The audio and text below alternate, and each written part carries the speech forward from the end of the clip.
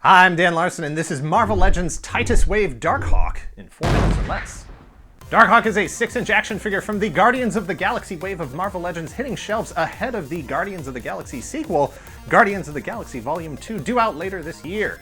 He is a space bird-themed character who has standard Marvel Legends articulation, including a cleverly engineered set of shoulder pads built into the upper torso section that can pivot upwards so they do not inhibit his wing flapping as he flies through space.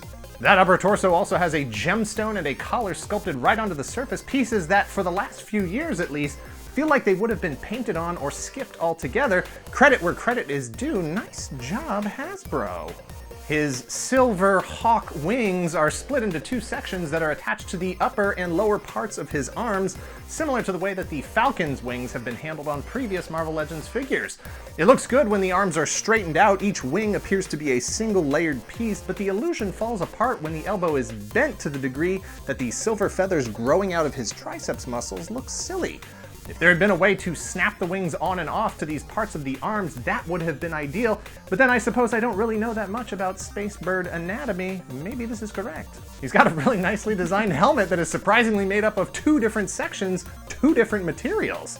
The helmet and the faceplate are sculpted separately and fastened together, eliminating the possibility of paint overspray or misaligned paint application of any kind. He also has his bird claw gauntlet on his right hand to scratch you if you try to engage him in space bird fighting. Darkhawk made his Marvel Comics debut in Darkhawk #1 in March of 1991. Happy birthday, Darkhawk!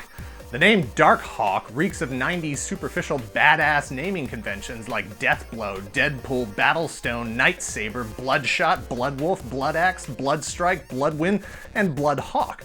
It's the kind of name that sounds like a character was built around it, and I should know because Darkhawk was originally created in 1987 by me.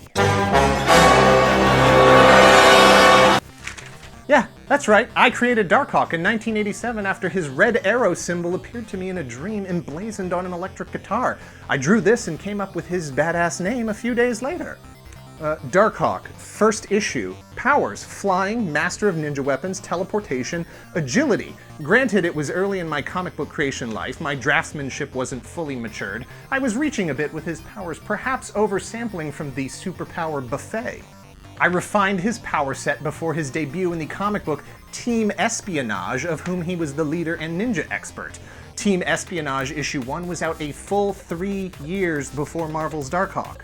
In the meantime, I continued to develop the real Darkhawk in a series of drawings, as well as the highly anticipated follow-up to Team Espionage Darkhawk, a solo story, a one-shot which told Darkhawk's origin. He was orphaned as a child when his father was murdered by dragon-winged ninja demons while the 2 of them were on a business trip to Japan. He was adopted by his father's ninja master mentor Hishi-san and trained to fight against the dark dragon ninjas of Kuratori. I'm not making this up, it's all right here. I showed this to all of my friends. Sure, Marvel's Darkhawk doesn't look much like the real Darkhawk, but that was all part of Marvel's plan. See, they had already stolen the general costume concept and applied it to their 1989 character, Night Thrasher. They just sat on the name for a few more years to make it look less obvious, but they didn't fool me. Since I've been representing myself in all legal matters related to this is the first time I've allowed myself to speak on the record publicly. As we approach the 30th anniversary of the real Darkhawk, my Darkhawk, I thought Marvel and I had come to an agreement where they would phase out their use of the Darkhawk name and I would stop pursuing legal action. This action figure is a clear breach of that agreement, which I cannot and will not allow to go unchallenged. If you're as appalled as I am at the utter transparency of this fraud and Marvel's blatant disregard for copyright law, then this figure is an easy pass. But I guess if you like silver-winged, hawk-themed space knights, which I do, regardless of where the name came from, then this figure is a must-have, so buy it if you see it, and if you see 2, leave 1 for the next collector. Thanks for watching. Please hit like, make sure you are subscribed, and share this video. It will help in the effort to expose the fraud that Marvel has been committing against me. All these 30 years, with your help, the world will know all about my plans for the entire world of Darkhawk characters like Medieval Darkhawk, Kid Darkhawk, Robo Darkhawk, and of course Bizarro World Darkhawk, aka Hawkdark. Okay. This is real. This happened.